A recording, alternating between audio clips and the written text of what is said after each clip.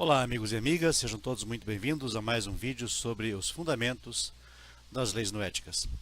E hoje nós falaremos sobre as leis que estão enquadradas sob o termo ou sobre a expressão Gilui Arayot, ou seja, relações sexuais proibidas.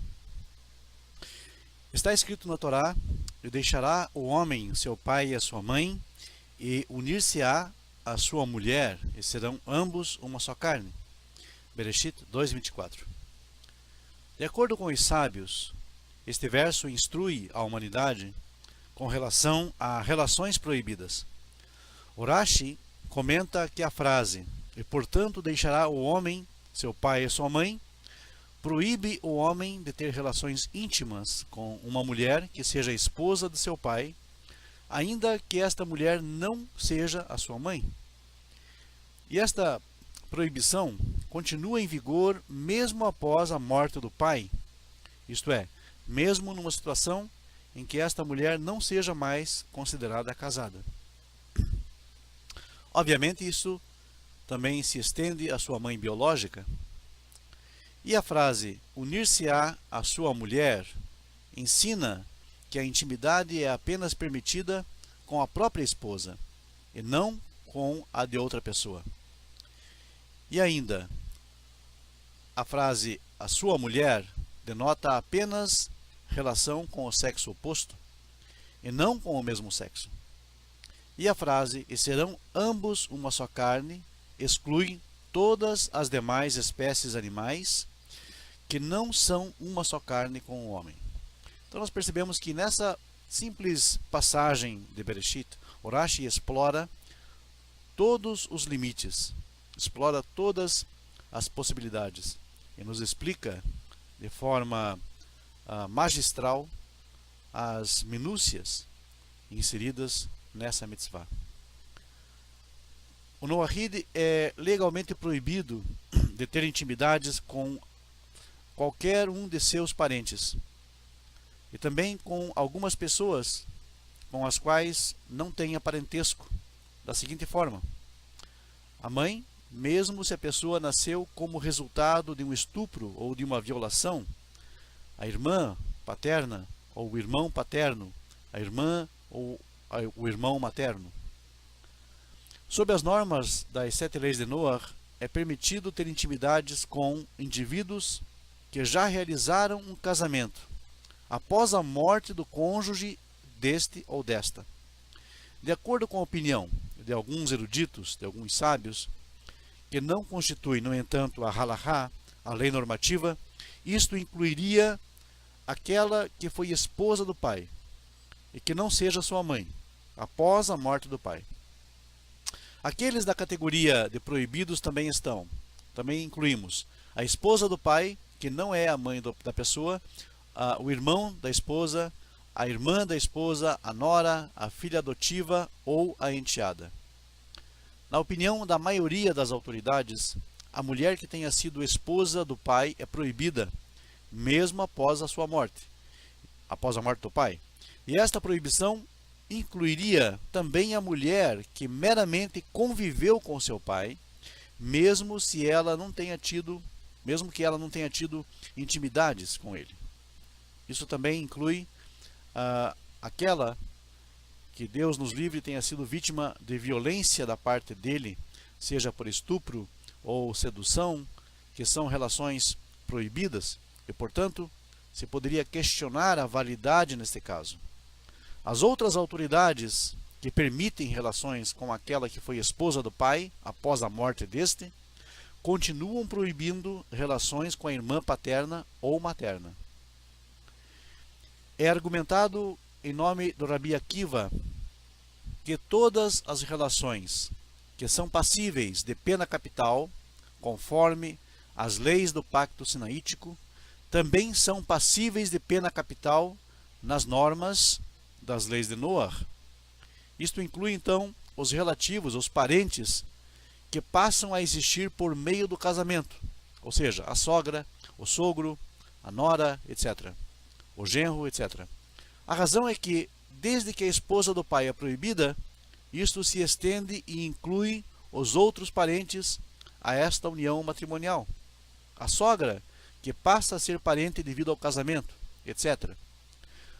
Tais relações são proibidas e passíveis de punição pelo tribunal. Outras autoridades mantêm que somente a esposa do pai é proibida nessa categoria e excluem outros parentes devido ao casamento.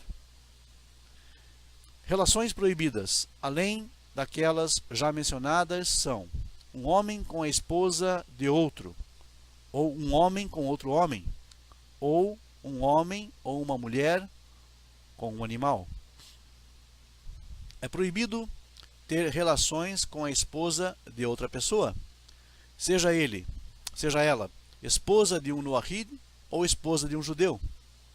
Apesar do judeu ser proibido de casar-se com uma Noahide, a tal ponto que da perspectiva da lei judaica não existe casamento algum, não importa quais rituais sejam realizados, não obstante, a ligação marital passa a existir para ela, devido à intimidade marital, e ela se torna proibida para outro homem. Sob a aliança universal, uma mulher é considerada casada se tiver intimidades com um homem, neste intuito, que no caso consumará o casamento.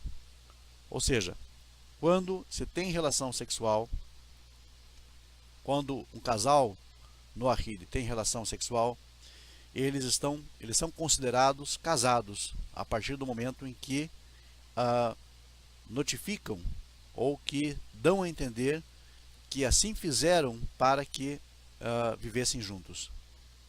Um homem não é passível de punição pelo tribunal por ter tido relações com uma mulher, a menos que tenha sido ou que tenha tido uma relação legalmente normal, que é a penetração vaginal, na medida em que este é considerado o modo normal e legal de relação íntima. Mas no caso das outras relações proibidas, a pessoa é passível de punição pelo tribunal por ter praticado qualquer tipo de ato sexual, pois que todo o ato é considerado anormal perante a lei. Um homem é considerado passível de punição por uma relação ilícita, mesmo que tenha tido ou que tenha feito uma pequena penetração no seu intercurso. Entretanto, alguns sábios são da opinião que não seria passível de punição por uma tentativa frustrada de penetração. O caso, portanto, deve ser avaliado pelo tribunal por autoridades competentes para tal. Um homem é passível de punição por um tribunal por ter tido relações com uma mulher casada, até que ela tenha consumado seu casamento, havendo tido relações com um esposo legal.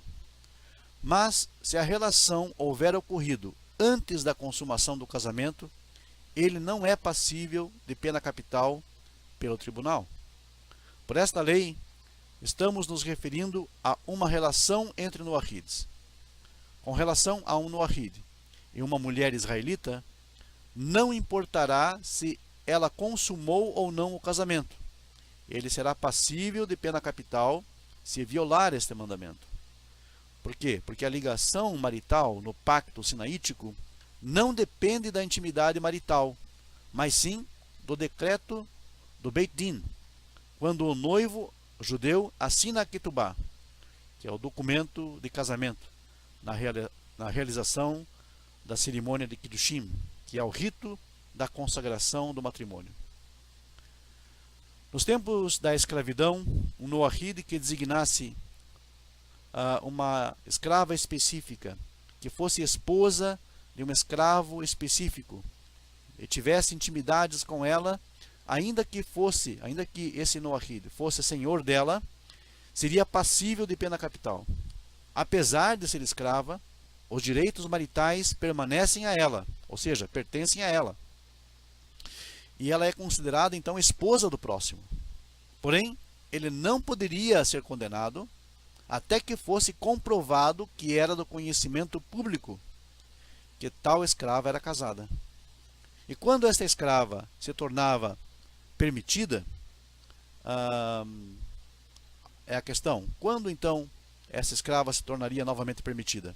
Quando ela se separasse daquele com quem estava casada. Quando então o seu senhor deveria descobrir os seus cabelos em público, demonstrando que ela então estava solteira e, portanto, livre. O conceito de divórcio com relação a Noahides é um tema de debate. Não é legalmente necessário nenhum documento específico de divórcio. Antes, o divórcio depende apenas da vontade de qualquer um dos cônjuges, mesmo se o outro for contra a decisão. Eles podem se separar voluntariamente ou quando um dos dois abandona o lar. No entanto, recomenda-se que sejam considerados os valores e os métodos judaicos que, embora não sejam obrigatórios, podem evitar muitos problemas. Portanto, é aconselhável que Noahides desenvolvam tanto documentos de casamento, ketubot, como documentos de divórcio, get. Aquele que acaricia uma pessoa do sexo oposto, ou abraça, ou beija, provocando excitação, ou tenha tido um contato pessoal que provoque prazer, transgride o mandamento contra relações proibidas, mas não é passível de punição pelo tribunal. Em todos os casos, a pena capital, em que os tribunais não tenham permissão para agir, a pessoa é passível de punição pelas mãos dos céus. É legalmente proibido sinalizar com as mãos ou com os pés, de forma obscena, piscar ou disfarçar a qualquer pessoa que esteja na categoria de relação proibida. A pessoa deve evitar comportamentos frívolos ou inconsequentes com qualquer pessoa dessa categoria. E certamente não deve permitir e nem mesmo sentir o perfume dessa pessoa, reparar a sua beleza, a sua aparência, ou fixar os olhos sobre uma pessoa que lhe é proibida. Um homem é culpado por transgredir o mandamento contra relações proibidas por ter tido relações com outro homem. Não importa se ele fez isso adulto ou antes de atingir a maturidade legal, seja com consentimento mútuo ou se foi forçado, seja isso em seu domicílio ou em outro local. Da perspectiva da Torá e da tradição monoteísta, a homossexualidade é devastadora para a Neshama, para a razão da pessoa, a razão humana. Porém, como sabemos, hoje em dia, que existem tendências congênitas para a homossexualidade, não se pode julgar ou segregar pessoas devido a um comportamento que expressa tais condições. Cada um será responsabilizado pelos seus atos, tendo em vista que, quando o mandamento diz: com homem não te deitarás como se fosse mulher, a forma pronominal usada está no singular, implicando numa ordem que fala ao indivíduo e não à coletividade, necessariamente. Segue-se que, estritamente falando, o mandamento não diz respeito à homoafetividade em si, mas sim à prática sexual real que envolve dois homens. A prostituição é considerada a lei no sentido de mais complexa da jurisprudência da lei, que rege a moralidade, e deve ser avaliada por um tribunal competente para tal. Ou seja, ela deve ser então analisada por um tribunal existente no momento. Em relação a relações proibidas, os Bnei Noach são considerados relativos ou parentes pelo lado materno apenas. Aqueles do lado paterno não são considerados parentes nesse aspecto legal. Isto significa que a meia-irmã de um homem, do mesmo pai ou da mesma mãe, ou mais de outra mãe, não é considerada a sua relativa, a sua parente nesse aspecto, e então é legalmente permitida. Existe um debate no Talmud sobre se um Noahide tem permissão de ter intimidades com uma mulher que seja apenas legalmente a sua filha, que não seja sua filha biológica, mas que tenha tido participação na criação dela, se ela não for considerada parente. Apenas um tribunal compreende, um tribunal competente, melhor dizendo, pode dar o veredito nesse tipo de caso. Porém, a regra normativa nos mostra o exemplo clássico de Ló e as suas filhas. Isso nos ensina, desde a antiguidade, que este ato, qualquer tipo de ato relacionado a isso, é considerado extremamente imoral e, portanto, deve ser tratado como proibido. Um ato homossexual ou bestial é passível de punição, mesmo se houve apenas uma penetração mal sucedida.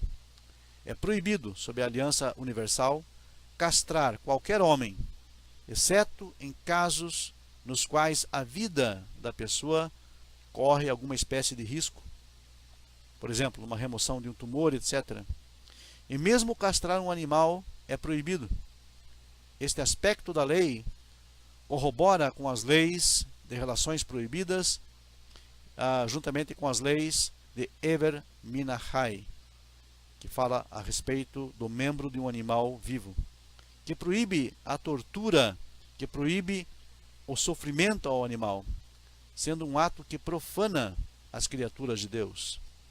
Não obstante, um ato de castração, mesmo sendo irreversível, pode ser perdoado por Deus por meio do arrependimento, o arrependimento devido à grande misericórdia do nosso Criador. Aí temos então um resumo das leis sobre relações sexuais proibidas, Gilui Arayot. Espero que tenha servido de instrução a todos e até uma próxima oportunidade. Emir Tzei Hashem.